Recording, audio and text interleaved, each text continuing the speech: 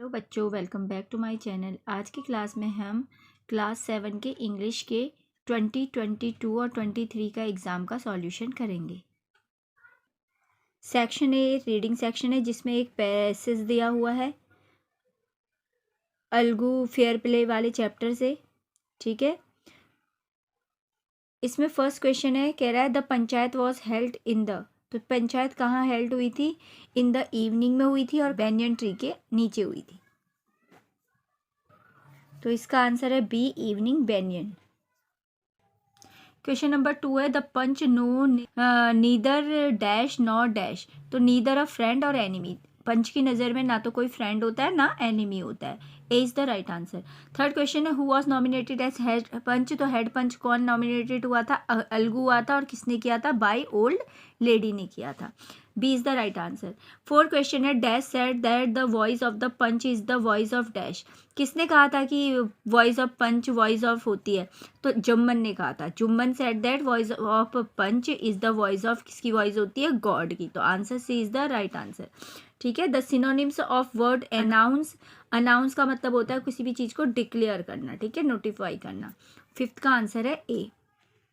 अब question number second में भी एक पैसेज दिया हुआ है। ठीक है, रोहन एंड जितेश करके दो फ्रेंड होते हैं।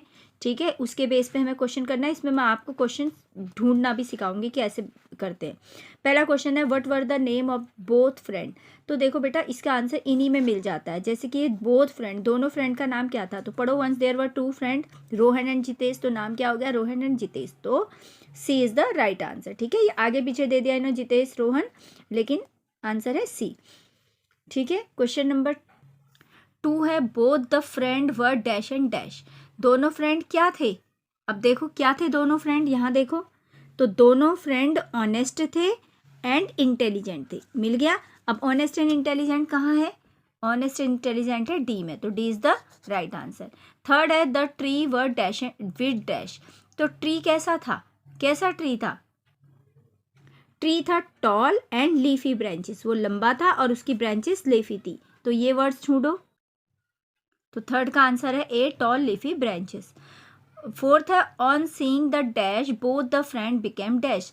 क्या देख के दोनों फ्रेंड बिकेम क्या हो गए थे? मंकी को देख के। On seeing the monkey they became afraid. वो बहुत डर गए थे। तो ये पैरा में कहाँ है? ये रहा, देखो मंकी, बहुत सारे मंकी थे जिसे देख के वे दोनों अफ्रेड हो गए थे, डर गए थे।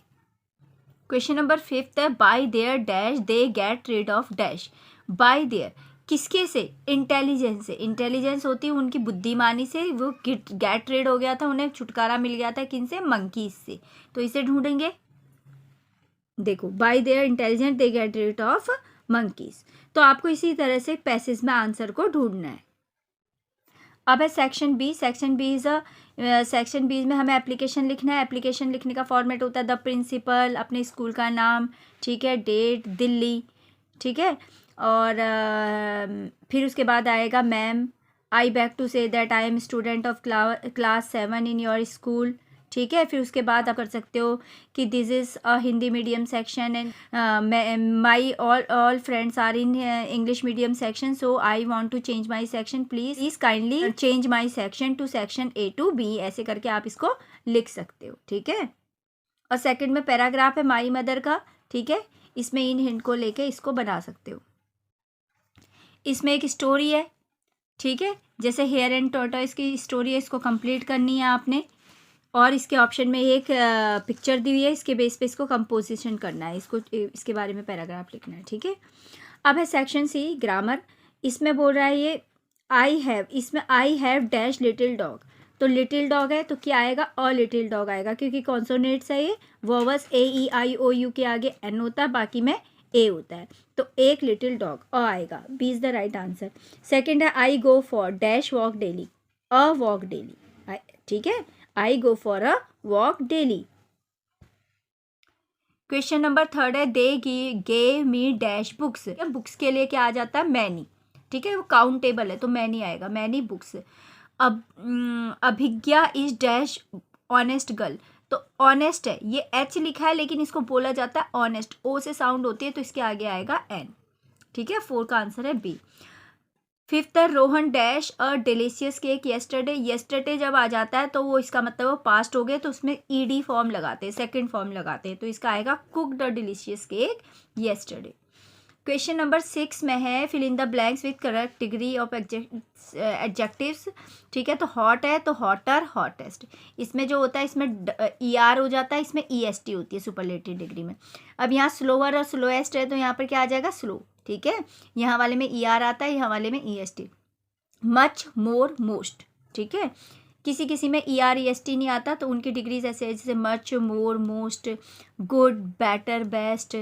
अब ये वाले है लॉन्ग, लॉन्गर, लॉन्गेस्ट। फिर मैचिंग है। मैचिंग में इन्होंने बोला अंडरलाइन वर्ड के अपोजिट से मैच करना है, तो अ हैवी बोट, हैवी का अपोजिट होता है light. The fake news, fake का अपोजिट होता है true. The smart boy, smart का अपोजिट होता है स्टूपिड। फिर है द बैड एक्सपीरियंस, तो बैड का होता है गुड। ठीक है, क्वेश्चन नंबर 8 है fill in the blanks with the correct form of the verb. Ram and Shyam, Ram and Shyam दो जने थे तो प्ले आएगा। ठीक है, प्ले आता है। और अगर राम या श्याम कोई एक होता तो आता प्लेस, SEIS लगा देते हैं। प्लूरल होता है तो वही वर्ब सेम लिख देते हैं। He has just dash his work. ठीक है, उसने अपना जस्ट कर लिया है, तो हैज़ हैव आ गया, हैड आ गया, तो इसमें हम ED फॉर्म लगाएंगे। ठीक है, तो कंप्लीट नहीं आएगा, कंप्लीटेड आएगा हैज़ के साथ।